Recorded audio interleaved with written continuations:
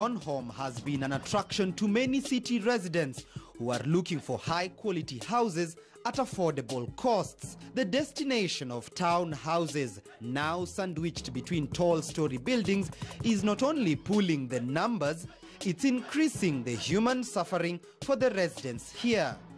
Bad roads dot nearly every turn within the vast estate, and nothing appears to be done about it. With more houses, there are more people, so the amenities are stretched.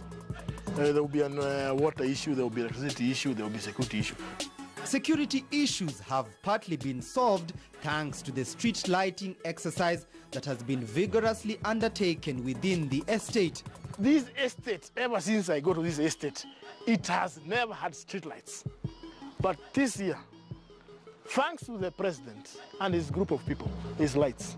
Lights means security, in a way. Since 1970. Since there was no light, no security. They were put just before elections, and that was the end of that. There were no lights. Now we have. If you come here around 7, you see guys jogging around these areas. They are safe. Yeah? They are safe. You can send these lights, they are remarkable. They light the whole area like daytime.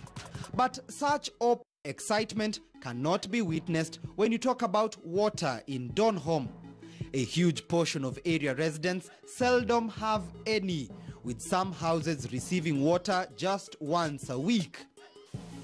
As such, water vendors have set up camp at the area that has turned out to be a gold mine for clever entrepreneurs seeking to take advantage of frustrated tenants. Most of us use water from the borehole, and we buy drinking water. If you want to survive in this area, that's what you do. A 20-litre jerrycan could cost anything from between 20 to 40 shillings. Still, numerous letters by the Residents' Association to have the water crisis resolved have gone unanswered. Land value in Donholm has gone up over the last decade. It will cost you about 70.6 million shillings to buy an acre piece of land in the area. And buying a house isn't any cheaper. According to the House Consult Index, buying a 3-bedroomed house in Donholm could cost you an upward of 12.5 million Kenya shillings. The rental price index for the estate stands at about 43,300 shillings per month for a 3-bedroomed house. The high value in housing, brought about by an emergence of middle-income housing establishments within the mid-1990s that saw estates pop up within Donholm like Savannah, Greenfields, Sunrise, as well as Jacaranda. Even so, Donholm is battling a problem that few are willing to talk about in the open, that of alcoholism, brought about by the presence of several bars and clubs within the estate. Right now, you can't have lunch in this shopping center because of the bars. You can't. How will you take your family to the bar? Your wife and your child. Who wants that? Which wife would want that? So once, if you're talking about shopping, you come out of this estate to the next estate, you go to the supermarkets, was on down there, you go buy your stuff, you bring home. And you make sure you don't need to send your child anywhere because of fear of those bars and guys there. In Donholm, bars are a trademark. There are so many that some are located right underneath residential houses.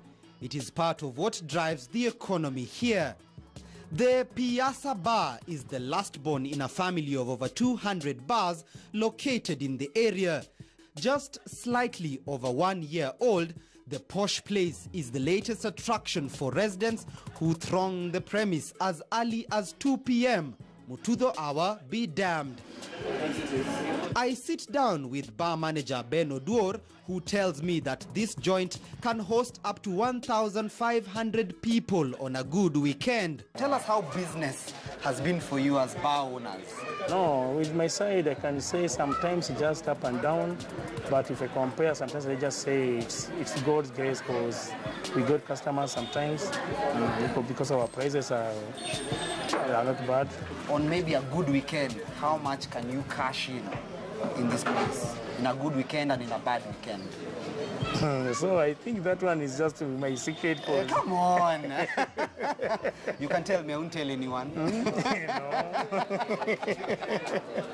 According to profit and what I'm getting, that is according to how I work, and according to how I do my balancing. All right. Yeah. So the estate is known for having many of such joints. Yeah. And even we've been speaking to some of the residents throughout the day who are not too happy with people like you because they're saying the bars have become too many, uncontrolled, and in the night they can barely sleep. What do you say to such? You know, in this business, there are some people are happy, some people not happy because of there are some people, they can bring complaints that they are not sleeping because of the music, but with us, we are just putting our music in a respect manner. How? Because, okay, for example, this is where we are, but just meters away, this is like 50 meters, I can see this is like an apartment complex that has homes and clothes. So perhaps somebody can actually understand their concern in terms of the noise level and the hustle and bustle overnight, preventing and disrupting their sleep. Yeah. No, such things happen, but with us, we have that machine for control the music to spread outside. Yeah, so our music is just inside only. He wasn't able to show us how that is possible, but insists they have not received any complaints from the residents about the bar's noise levels. The bars have somewhat been the trademark for the area, a trademark causing discomfort to residents, especially over the weekends. Still, bar manager Ben tells me they mean no harm. Nothing personal, it's just business. Is this something that's bound to continue? Is this something you feel may be short-lived if residents decide, okay, enough is enough? No, I don't think so. You are here to stay? Yeah, I'm here to stay. Biashara lazima iendelee. Biashara lazima ifanywe. And it appears indeed business is doing great.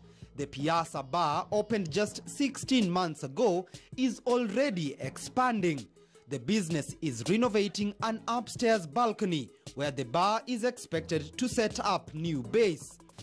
The changing face of Donholm is both grinned and frowned upon in equal measure. The younger folk love the new improved hyped Donholm. The older generation reminisce of a time when Donholm was the place to be. Do you feel like Donholm has lost its former luster? Let me tell you the truth. It has lost everything. It has lost everything. Donholm was a nice place. Today you cannot park your car somewhere. There's people on the road. There's serious disorganization. Either way, the odyssey from a dairy farm to a modern-day commercial and social hub has prevented Donholm from existing underneath the radar. It may be run down now, but it's not going anywhere anytime soon. I believe us guys of the second generation are supposed to fix the problems of the first generation and of the third generation. That's our duty. That's our responsibility. We are free. We are meant to do that. We are meant to do things right. Because a lot of things have gone wrong in this, as you can see. And we need to cooperate. Instead of opposing the government every now and then, we need to work with the government on this issue. We need to take a claim on this estate. This is our estate. What do we need in this estate? We need to be clean. We need drainage. We need water. We need our children to have a place to play. The playgrounds are there. You go to the city council, there's a map. They will show you this is a playground. They are there. It's nice to be in a place where you can run across to a shopping center and buy what you want. You can go to a petrol station, fuel your car. You can go to a supermarket and buy an item. You can go to a pharmacist or a doctor. A pharmacist is not a doctor. You can see a doctor and you get treated because here we are surrounded with good facilities. We have doctors, we have Aga Khan, we have Avenue, we have all those facilities. For Area Code, I am Timothy Otieno.